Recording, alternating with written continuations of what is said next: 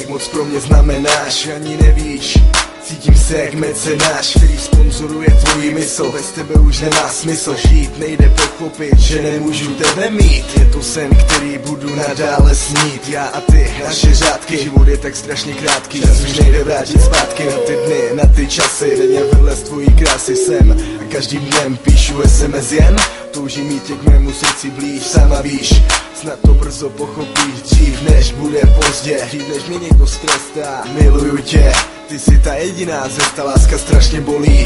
To už jsem dávno poznal a to když jsem se mému citu tobě doznal. Ten cit je v mém srdci, ten cit patří tobě. Miluju tě, naše srdce patří k sobě.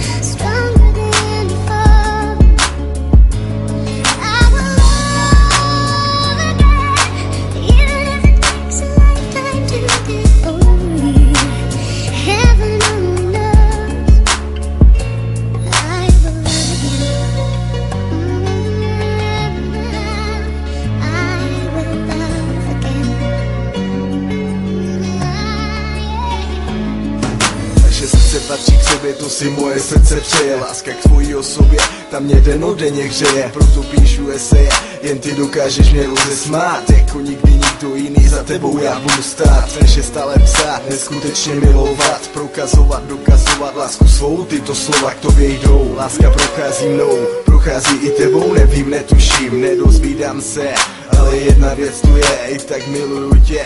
Vím jistě, pamatuješ, střetli jsme se, báli jsme se třeba příště. Jsem jak líště, které se tě nechce vzdát. Už se nechci bát, chci se smát, držet za ruku a mít tě rád. Milovat, chci stále jen tebe mít. Jak ti to dokázat, jak jen ti to všechno říct. Miluju tě. No tak to chci slyšet víc, tak to chci slyšet víc.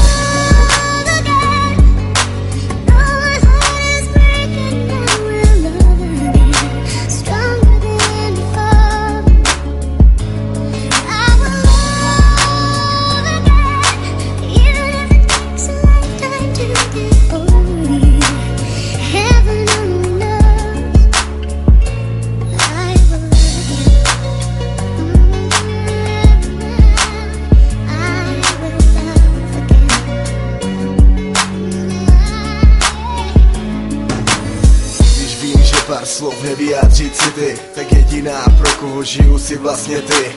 Jediná, pro koho dýchám poslední čas. Jediná, pro koho zní tento hlas. Jediná, mé srdce stále vzpomíná na jakoukoliv větu, na kterýkoliv čas.